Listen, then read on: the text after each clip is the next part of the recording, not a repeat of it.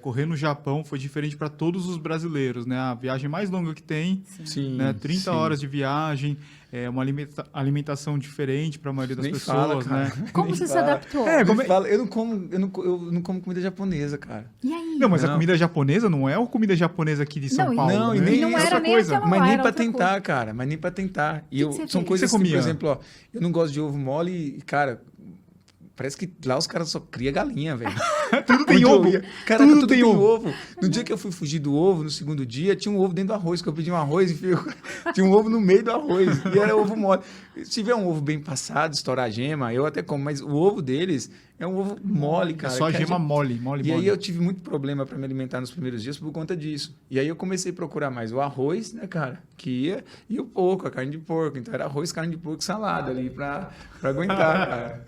Nossa. E o sono também, tem essa questão. O sono também. O sono para mim complica um pouco porque eu sempre treino de manhã cedo, né? Então o horário aqui de manhã cedo lá era o horário que a gente estava indo dormir. Então o fuso horário complicou um pouco, apesar que eu cheguei 4 dias antes para tentar adaptar.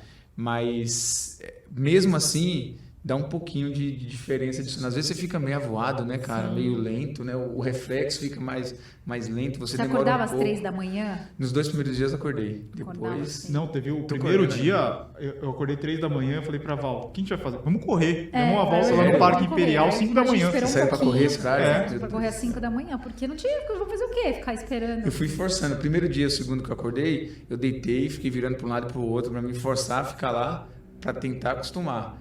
Mas, cara, eu curti muito a viagem, sim, porque era uma coisa que eu queria ter feito muito no Japão, né, cara? Assim, para mim... Foi um sonho, né? Sim, cara. E eu tenho muitos alunos que são orientais, que são descendentes, e eu sempre tive uma admiração muito grande pelo respeito deles, por tudo, e voltei com vontade de ir de novo, cara. Eu também. A gente também. Como é A que gente pode também. um negócio É muito desse, da cara? hora, né? É um outro mundo, Nossa né? senhora, É um cara. outro Cara, eu mundo. passei muito perrengue, passei muita vergonha. Fui tirado de um restaurante lá, nos gritos um dia.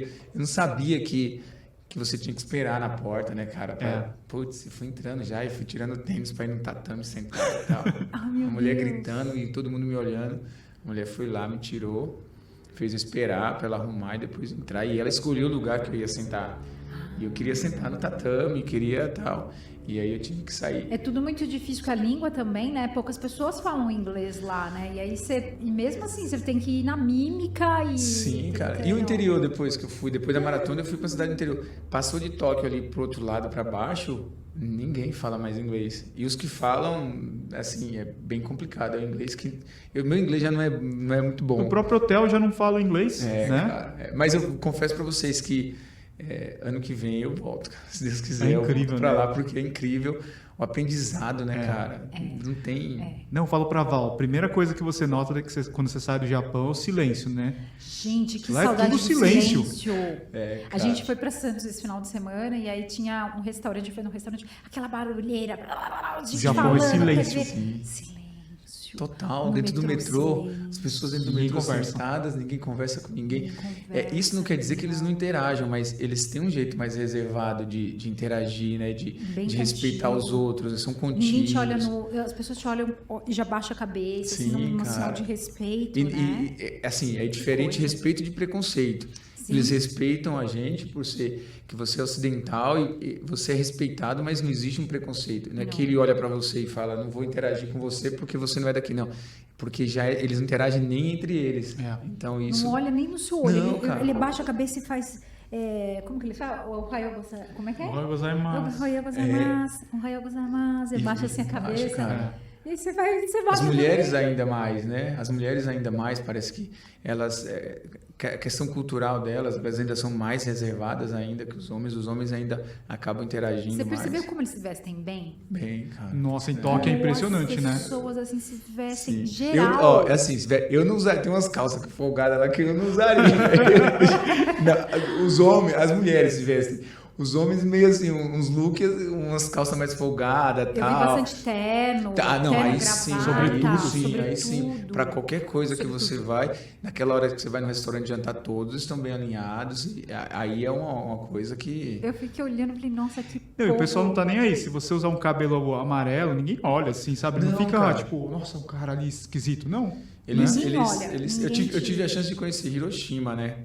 Que me despertou muito por conta da guerra, por conta do que aconteceu. E eu fui lá para conhecer e tem onde caiu a bomba, tem um museu da bomba que você acaba vendo algumas fotos, alguns destroços.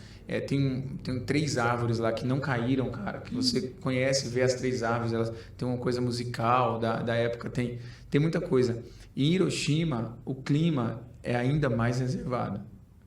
Por tudo que o japonês passou, por mais que a história conte que o Japão atacou primeiro, essa história toda de guerra, cada um tem uma versão, o japonês de Hiroshima, ele ainda é mais reservado ainda. Então, lá tem um clima de paz muito grande, de reflexão muito grande, porque o último sobrevivente morreu e eles têm todo aquele espaço de onde a bomba caiu e toda a história do horário. Até hoje eles têm um minuto de silêncio, todo dia 6 de agosto, que acho que foi 8h45 da manhã que aconteceu o primeiro episódio. Eles têm um minuto de silêncio dentro das empresas, para todo mundo de trabalhar, e eles têm esse respeito muito grande. E o japonês daquela região de Hiroshima, ele ainda é mais reservado do que o japonês de Tóquio. Então, isso aí, cara... Eles têm muitos rituais, né? Muitos rituais. De manter rituais, assim, de coisas que vão passando. Não digo todo mundo, eu imagino que muita coisa se perdeu, mas eles têm história, né? Eles guardam essa história. Eu achei, nossa, fantástico. Sim, correr para mim nos outros lugares sempre muito foi fascinante. Já corri em Washington, perto do cemitério de Arlington, onde são sepultados os guerrilheiros. Corri em algumas coisas que fazem parte de história, mas o Japão, ele... Você correu Berlim?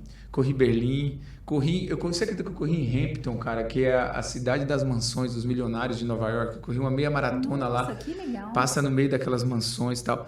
Tudo tem um pouco de história, mas acho que o Japão, cara, queiram me desculpar, mas acho que o Japão, para quem quer realmente conhecer... O pessoal falou para mim, mandou mensagem assim mas aí eu vejo que aí eles sabem muito bem o que é respeito. A gente também sabe o que é respeito, só que eles sabem usar. É diferente. O brasileiro sabe o que é respeito, sabe. Só que tem muito brasileiro que usa o respeito quando convém. Então, olha, eu respeito o juiz, eu respeito o policial, mas eu não respeito o porteiro. Então, não é que o brasileiro não sabe o que é respeito, a gente sabe muito bem. Eles também sabem. O conceito de respeito é o mesmo no mundo inteiro. Só que o uso do respeito, talvez eles façam melhor isso. E isso me deixou assim de uma forma que... É claro que quando a gente está no calor do retorno, tudo que foi novidade, a gente quer repetir. Mas com certeza está nos meus planos ir para lá mais uma vez.